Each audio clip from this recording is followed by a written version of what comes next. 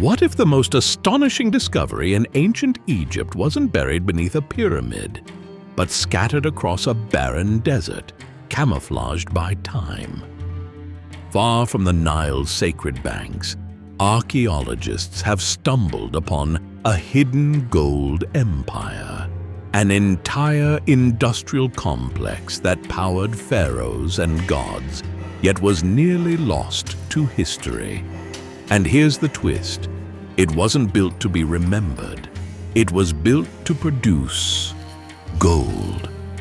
For centuries, Egypt dazzled the world with its monuments, treasures, and mysteries. But where did all that gold come from?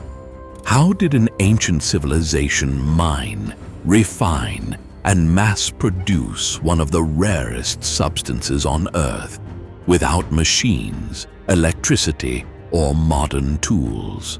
The answer lies deep in Egypt's eastern desert, in places like Wadi el-Hudi and Rus. These weren't cities, they were gold factories, engineered into the unforgiving rock, carved by calloused hands and lit by firelight. From the air, the ruins look like scars, symmetrical, linear, and precise. But on the ground, they tell a different story, one of scale, one of secrets. At first glance, it's easy to underestimate them. A few crumbling stone walls, piles of shattered quartz, windswept hills. But look closer, and you begin to see the outline of an industrial machine. Massive grinding stations stretch across the terrain, built for one purpose, to pulverize quartz ore and liberate the gold within. This wasn't random. It was orchestrated. Workers operated in rotating shifts. Ore was chipped from the cliffs with copper chisels, then hauled to open-air grinding yards. Women and children crushed it into fine dust, using stone tools worn smooth from centuries of use. But here's the part that stuns modern engineers. These people weren't guessing. They were using a technique called gravity separation, swirling crushed ore in shallow stone basins so the denser gold would sink. It's the same physics behind modern panning, only they figured it out over 3,000 years ago. Now, imagine the sound. The rhythmic clink of stone on stone, the gusts of desert wind, the low chant of workers invoking divine protection. This wasn't just labor, it was ritual. And yet, processing the gold was only half the battle. How do you extract metal from ore using nothing but fire and air? Enter the most advanced tool of the ancient metallurgist, the mobile clay furnace. These weren't crude kilns. They were engineered devices, lined with heat-resistant clay, fed by constant streams of oxygen from leather bellows, and capable of sustaining temperatures over 1,000 degrees Celsius. Enough to melt gold, enough to separate it cleanly from quartz. But why mobile? Because the mines were always moving. Once a vein was exhausted, the operation shifted. The furnaces had to follow. In this way, the complex became a living organism, always adapting, always hungry. And what of the people who kept it alive? Here lies the human mystery. This wasn't a slave camp. Inscriptions, ostraca, and personal artifacts suggest a diverse workforce. Skilled craftsmen, conscripted farmers, even volunteers hoping for reward or divine favor. They lived in cramped quarters, endured brutal heat, and yet left behind notes that echo across millennia. One fragment etched into a pottery shard reads, "Hot today, hard work, but Pharaoh needs gold." Another includes a tally of bread and beer, daily rations for the workforce. These aren't just records, they're voices. Now step back, zoom out. What do you see? An entire logistical network, quarries, storage rooms, workshops, temples, roads.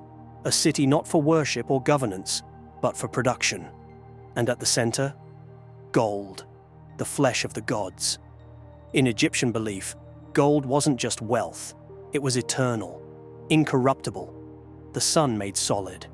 It adorned statues of Ra, lined the coffins of kings, and crowned the temples of Thebes. To mine, it wasn't merely economic, it was sacred.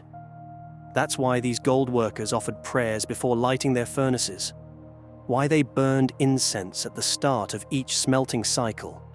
To them, the process of transforming rock into metal was an act of divine alchemy. And yet, despite their devotion, their legacy nearly vanished. After Egypt's decline, many of these desert outposts were abandoned. Sand swallowed the buildings. Raiders looted what little was left. For centuries, these complexes were dismissed as minor ruins, until satellite imagery revealed their true shape.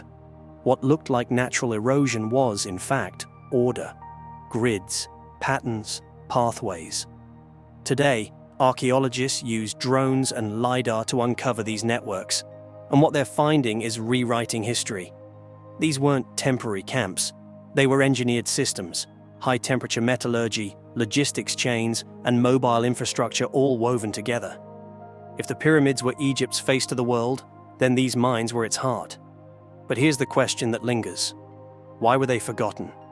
Perhaps it's because they were never meant to be admired. Gold leaves no legacy where it's made, only where it shines. The tombs of kings were meant to endure. The gold complexes, they were tools, sacrificed to feed a greater illusion. Yet today, those tools speak louder than ever. As we uncover more, one thought persists. If a civilization 3,000 years ago could master fire, earth, and chemistry in the middle of a lifeless desert, what else did they know? What else have we missed? Could their techniques, long buried, help solve today's challenges? In energy, in resource extraction, even in sustainability? Or will they remain lost whispers in the sand, just beyond reach? Beneath the surface of the Egyptian desert lies more than dust and stone. It holds the golden engine of empire, and a reminder that even the greatest civilizations are powered not by mystery, but by mastery. And while this ancient gold complex reveals the industrial genius of Egypt's past, it's only one piece of the puzzle. Just wait until you see what scientists discovered after unlocking a mysterious sealed door at the very top of Egypt's most iconic pyramid. What lay behind it defies everything we thought we knew. The Great Pyramid, mostly that's the one that's been studied. We actually haven't done a whole lot of studying on the other pyramids. It's something that's severely lacking. In fact, we've not even cleared off the bases of some of the other pyramids up at Giza. It's crazy. So you can understand why people start to question the historical narrative. The reality of them is probably stranger and more interesting than anything people can think up in terms of fiction. For centuries, we've believed that the ancient Egyptians were the masterminds behind this architectural marvel. But what if they weren't? What if instead, they simply moved into these colossal structures? Join us as we explore groundbreaking theories, unravel new discoveries, and challenge everything we thought we knew about one of the 7 wonders of the ancient world. I'm willing to accept that the Great Pyramid was largely completed by the ancient Egyptians.